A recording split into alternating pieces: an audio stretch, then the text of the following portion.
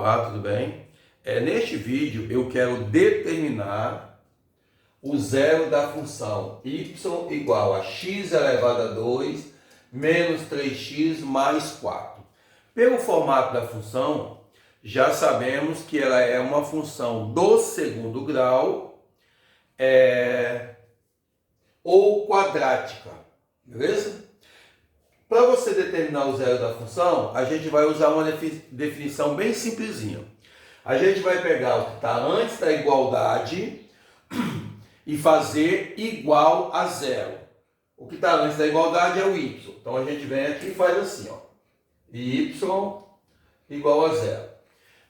Mas já sabemos que esse y vai ser a parte da função, ó, que está depois da igualdade. Então, esse y, ele é x elevado a 2 menos 3x mais 4. Aí a gente faz, ó, igual a zero. Pegamos uma função do segundo grau e transformamos em uma equação do segundo grau. Para a gente resolver essa equação do segundo grau, existem algumas maneiras que podemos utilizar. Podemos fazer aqui pelo método da tentativa, podemos fazer também soma e produto, podemos utilizar alguns métodos, alguns macetes já criados, por alguns professores, e a forma mais utilizada é a fórmula de Bhaskara, tá? Mas que fórmula é essa? A fórmula é o seguinte, ó. X igual a menos b mais ou menos raiz de delta dividido por 2a. Bem, nessa equação do segundo grau aqui, a gente vai identificar os coeficientes. Mas quem são os coeficientes? Temos o coeficiente a, que vai ser o número que fica multiplicando o x ao quadrado. Neste caso, não temos esse número. Quando isso acontece, é porque esse número é o número 1. Então, já concluímos que o valor do a é 1. O coeficiente b vai ser o número que vai estar multiplicando o x, que neste caso, ó, é o menos 3. E o coeficiente c é a parte da função, da equação, que não tem x, que neste caso é o número 4. Bem, como temos aqui os coeficientes a, b e c, vamos voltar aqui na fórmula de Bhaskara e substituir esses valores. Então vai ficar o seguinte, ó, x é igual. Na fórmula temos o seguinte, menos b. O que significa menos b? Significa o oposto de b. Voltando aqui, ó, como o valor do b é menos 3, o oposto de menos 3 vai ser mais 3. Ah, mas eu não quero fazer, utilizando o oposto. Beleza. Aqui significa, ó, menos b. Então você vai pegar esse menos e fazer o jogo do sinal com esse sinal de menos aqui. Então, menos com menos vai dar mais.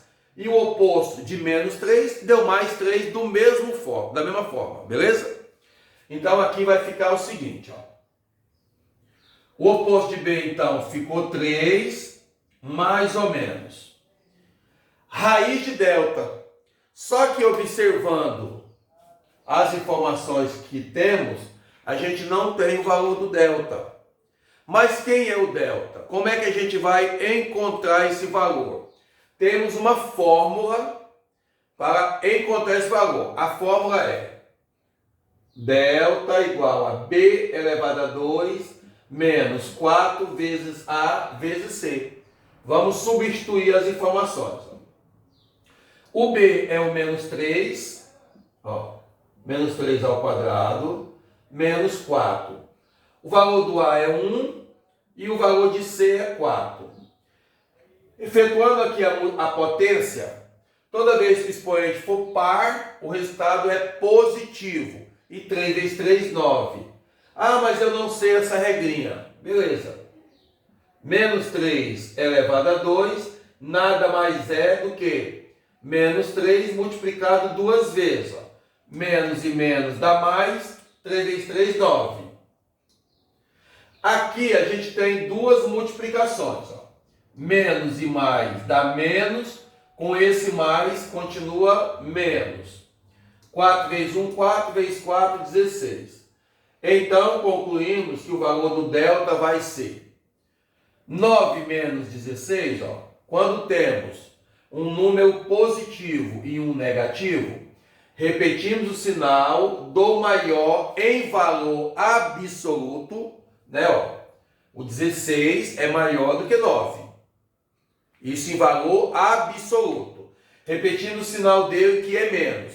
E aí diminuímos. 16 menos 9 vai dar 7. Então chegamos à conclusão que o valor do delta vai ser menos 7. Vamos voltar à fórmula de Bhaskara. Já, ó, menos b já fizemos, mais ou menos, ó, raiz de delta. Só que aí tem um pequeno problema. Quer dizer, na verdade não é um problema, né? Para quem já sabe trabalhar com raiz, não é problema. Temos aqui, ó, que o delta é menos 7. Só que não existe dentro dos números reais raiz de um número negativo. Certo? Vou fazer a parte de baixo aqui, ó. 2 vezes A, como o valor do A é 1, ó, 2 vezes 1, 2. Bem, voltando aqui. Temos aqui, ó, raiz de menos 7. Só que não existe dentro dos números reais raiz de número negativo. Então, essa equação que eu tenho aqui, ó, eu não tenho como resolver ela. Então, eu já vou encerrar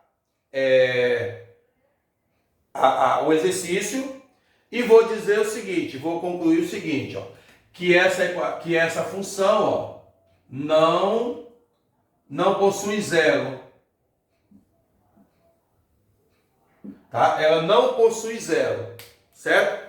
Bem, a partir do momento que você faz aqui, ó, o valor do delta e já percebe que o valor é negativo, você nem precisaria ter continuado aqui, tá? Mas vamos voltar aqui, vou fazer um comentário. Eu estou concluindo aqui que não possui zero. Mas o que é esse zero?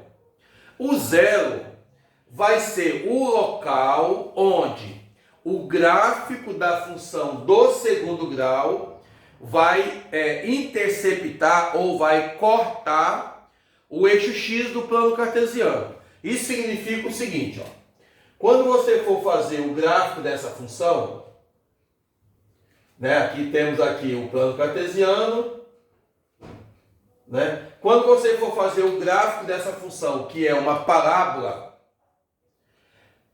como eu sei que o delta ele é negativo e eu também sei que o valor é positivo, o valor do A é positivo, eu sei que a concavidade dessa parábola ela é para cima.